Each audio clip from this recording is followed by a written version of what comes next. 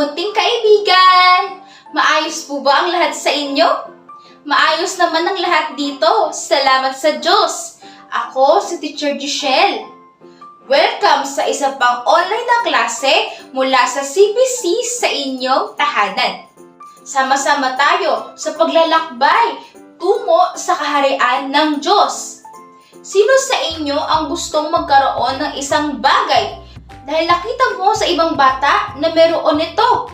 Sino na ang nagalit dahil nakita mong nakuha ng isang kaibigan ang isang bagay na gustong gusto mo? Ang mainggiting bata ba ay lumalakad sa matuwid at makipot na daan? O sa kabaliktaran nito, at balawak na daan ng masama? Marami tayong natutunang mahalagang bagay tungkol sa paglalakbay na ito patungo sa kaharian ng Diyos. Alam natin na gagawin ang lahat ng masama upang ilihis tayo. Ang daan kay Jesus ay makipot at mahirap, kaya kakaunti lamang ang dumadaan dito. Pero natutunan natin na ang bawat paghihirap nito ay magiging sulit dahil walang mas mahalaga kaysa ang mabuhay magpakailanman malapit sa Diyos sa Kanyang kaharian. At binibigyan niya tayo ng pinagpalang buhay dito sa lupa. Sino na ang nagbigay pansin sa mga sign ng trapiko? Alam mo ba ang ibig sabihin ng bawat kulay ng traffic light? Opo, ginagawa tayo nitong alerto at tumutulong na kontrolin ang trapiko gamit ang mga kulay nito. At ngayon ay matututunan natin ang tungkol dito.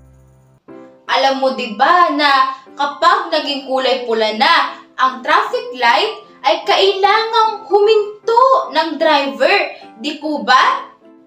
Tara't bigyan natin ito ng pansin dahil tayo ay matututo sa pamamagitan ng halimbawa ng isang taong pinili ng Diyos na tinatawag na Asap. Si Asap ay isang lalaki ng Diyos, pero napansin niya na nakukuha ng iba ang mga bagay na gusto nila sa madaling paraan. Nagagawa nila ang mga bagay na higit sa kanya, pero ginagawa naman nila ang mga maling bagay. At samantalang siya ay ginagawa kung ano ang tama. Sino na dito ang nakakita sa ibang bata na merong maraming bagay at wala ka ng mga iyon? At gusto mo din magkaroon na kung ano ang meron sila. Maraming bata ang naghahangad na magkaroon ang kanilang magulang ng pinakamagandang sasakyan, ng cellphone. Gusto nilang magsaya, magkaroon ng mga bagay na meron ng iba na wala sila.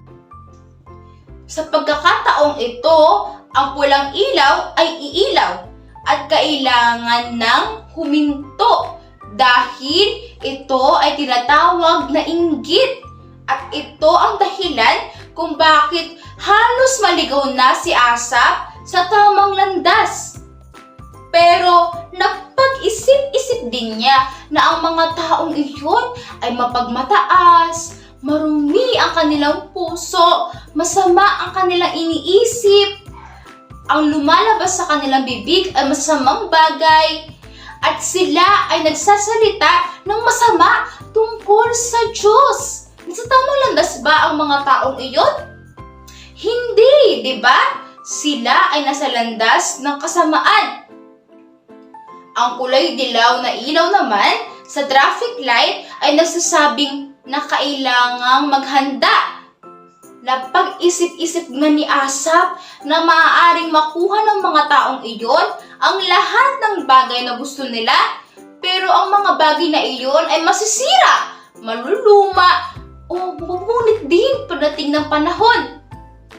Pansamantalang mga bagay lamang iyon. Nag-aalala sila sa pagkakaroon ng lahat ng bagay, pero nakakalimutan naman ang pinakamahalagang bagay, at ito ang kaluluwa kung saan panghabang panahon.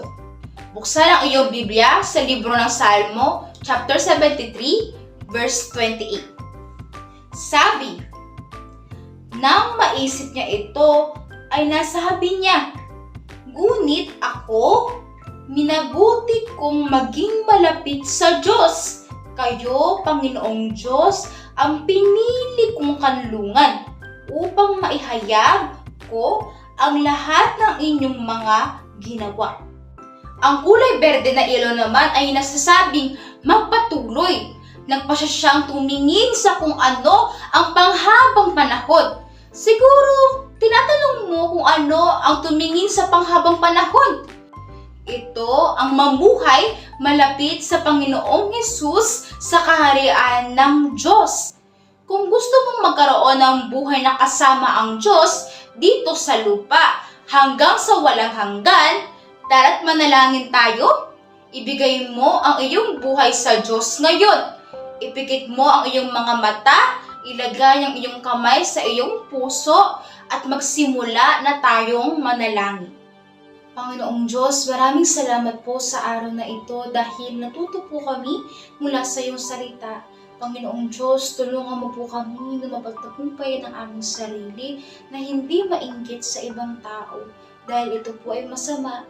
At alam po namin na wala man po kami ng lahat, pero ang pinakamahalaga na meron kami at dapat magkaroon kami ay ang kaligtasan ng aming kaluluwa, ang mamuhay na habang buhay ay kasama ka. Panginoong Diyos, ibinibigay namin ang lahat sa iyong kamay. Tulungan mo kami sa bawat araw, Panginoon. Hayaan mo, Panginoong Diyos, na maging kasama ka namin sa bawat desisyon na aming gagawin, Panginoon. Ibinibigay namin yung buong buhay, buong isipan, buong puso namin sa iyong kamay. Ito po yung aming panalangin sa pangalan ng Ama, ng Anak at ng Espiritu Santo. Amen. Ngayon ay isasagawa mo ang lahat na natutunan mo dito.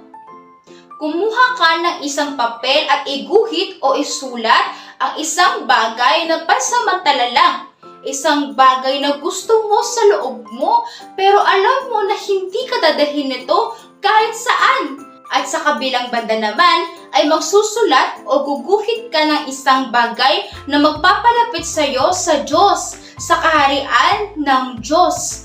Ay kapag nakikita mo ang iyong sarili na nahuhulog sa isang bagay na panandalian lamang, gaya sa pagkaingkit o masamang bagay tulad sa nangyari kay Asa, kukunin mo ang papel na ito at ipapaalala mo sa iyong sarili kung ano ang pinaka-focus at layunin mo.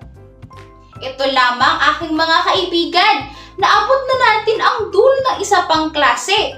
Pero maaari mong ipagpatuloy ang tungkol dito sa pinakamalapit na CBC sa iyong lugar. Huwag kalimutan na ang Miyerkules ay isang bonus na klase. Pagpalain kayo ng Diyos hanggang sa susunod na klase. Paalam mga bata!